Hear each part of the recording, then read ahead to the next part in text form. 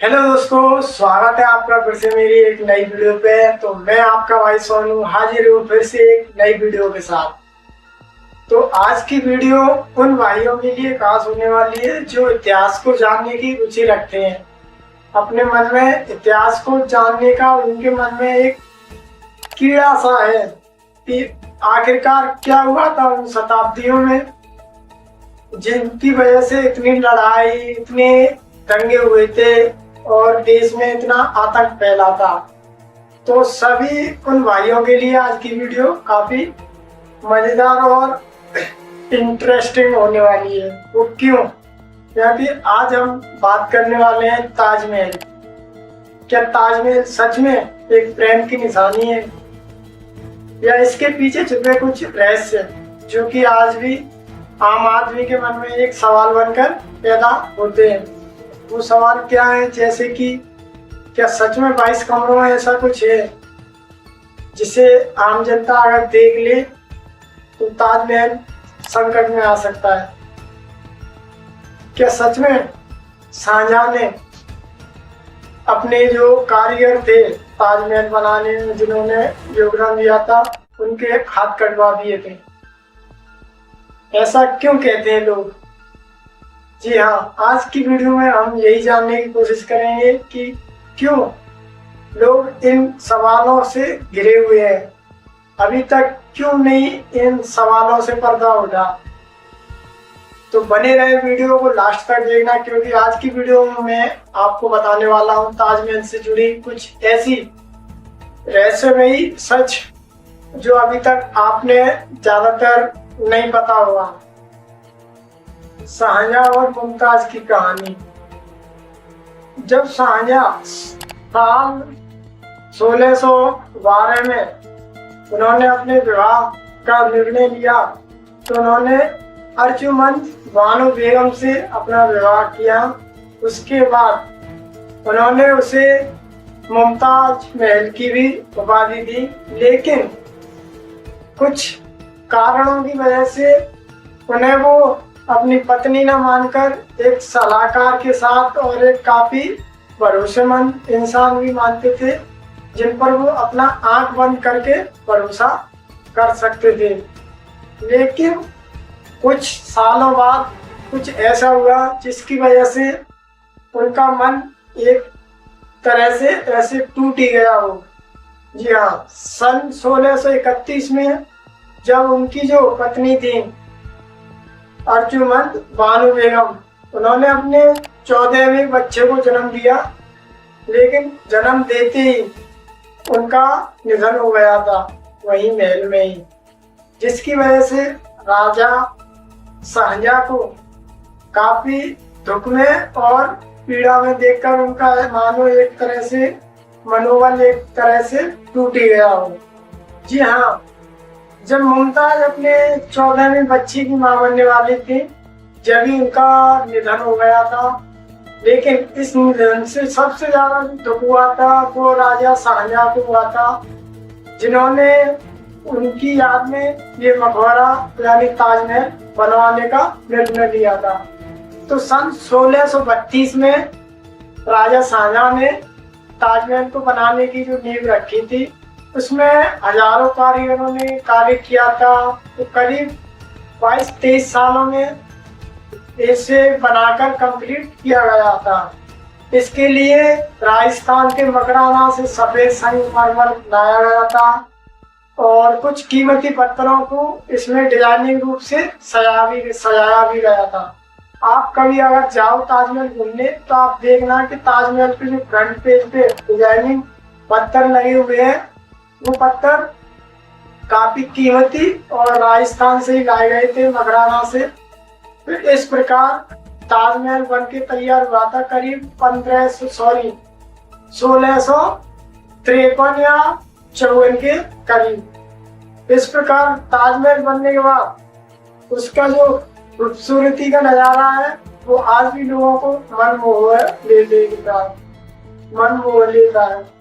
वो कैसे है वो मैं बता दूं आपको कि जो ताजमहल बनाया गया है उसके चारों तरफ, चारों कोने पर ऐसी मतलब मीनारें खड़ी हुई हैं जो थोड़ी थोड़ी झुकी हुई है, मतलब बाहर की साइड झुकी हुई हैं, ताकि वो कभी अगर बाई चांस कभी अगर गिरने या उसकी वजह से जो बीच का पोल वन वो है उसमें कोई दिक्कत ना आए। इसकी वजह से अगर आप कभी जाए घूमने के लिए, वो देखना थोड़ी थोड़ी इमारतें मीनारें बनी हुई है चारों कोने पे, वो थोड़ी थोड़ी बाहर की साइड झुकी हुई है। ये बातें आपको कोई नहीं बताएगा, आप खुद जाओगे तो वहां पे देखना, जब फिर बताना बाद में। और अगर खूबसूरती की बात की जाए तो मानो कि सुबह उसका रंग कुछ अलग होता है, दिन में कुछ अलग होता है, शाम को कुछ अलग होता है, और सामने जो प्रतिबंधित जगह में जल भरा हुआ है उससे मानो उसकी खूबसूरती और भी बढ़ जाती है। अब मेन कारण आता है उन 22 कमरों का, जो आज भी लोगों के मन में सवाल बनकर पैदा होता है। अभी बीच से में कुछ टाइम पहले एक मूवी आई थी द ताज स्टोरी, वो इसी से रिलेटिव थी। अगर आपने देखी हो तो देख लेना, अगर नहीं देखी है तो देख लेना। वो इसी से रिलेटिव थी कि आखिरकार उन 22 कमरों में ऐसा क्या है जिसकी वजह से उन्हें खोलने नहीं देते।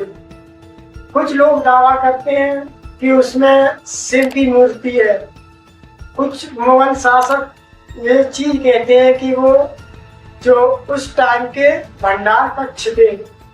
हमारे हिंदू धर्म में लोग कहते हैं कि वो पहले शिव का मंदिर था। ऐसी कई अवधारणाएं बना ली हैं लोगों ने अपने मन में, और कुछ ऐसे केस भी हुए हैं इस चीज को लेकर कि उन कमरों को क्यों नहीं खोला जा रहा।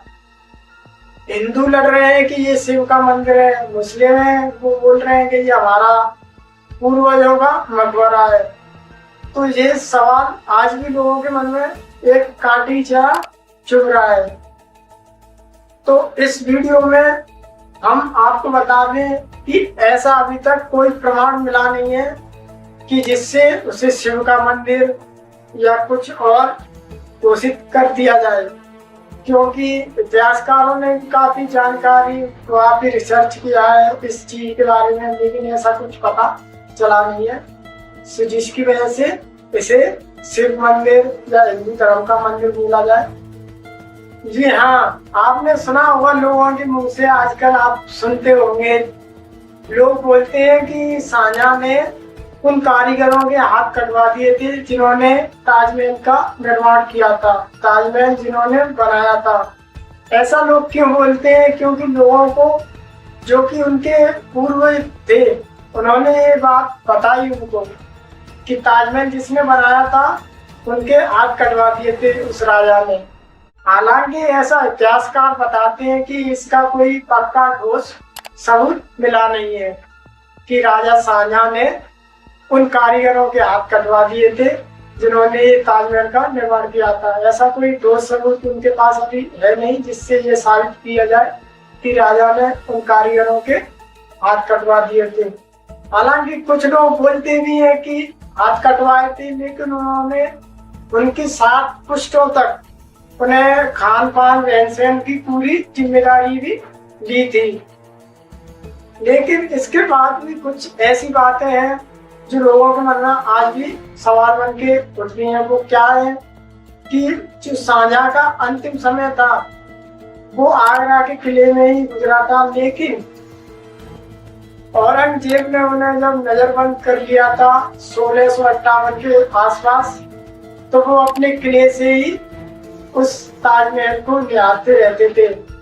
तो उनका जो अंतिम समय गुजरा था वो आगरा के किले में ही निकला था। उसके बाद सन 1666 में उनकी मृत्यु हो गई।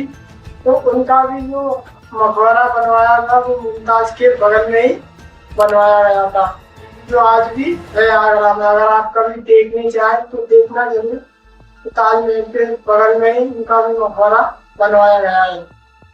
और दूसरी बात ये कि इतिहास हमारा इतना पावरफुल है कि अगर कोई इसे जानने की कोशिश करे तो काफी मजा आता है और उस व्यक्ति को जानने की रुचि बढ़ती है इतिहास को। तो मैं यही कहूँगा कि अगर आप इतिहास के स्टूडेंट हो या इतिहास को जानने की रुचि रखते हो तो हमारी इस वीडियो को ज़्यादा से ज़्यादा अपने दोस्तों को शेयर करना। ताजमहल एक इमारत नहीं थी, वो एक प्रेम की निशानी है। इसके बाद अगर आपको बता दें कि मेहनत, प्यार, कला, वास्तुकला और चित्रकला से मिलकर ये एक भव्य इमारत बनाई गई थी जो लोगों को मन में आज भी एक अच्छी और खूबसूरती छवि पैदा करती है। सो आज की वीडियो में इतना ही। मिलते हैं किसी नेक्स्ट वीडियो में किसी नए इतिहास को लेकर। मिलते हैं किसी नेक्स्ट वीडियो में, जब तक के लिए धन्यवाद। और वीडियो अच्छी लगे तो चैनल को सब्सक्राइब कर लेना, क्योंकि इसी प्रकार की ऐतिहासिक जानकारी में वीडियो के माध्यम से आपके लिए लाता रहूंगा। जब तक के लिए जय हिंद।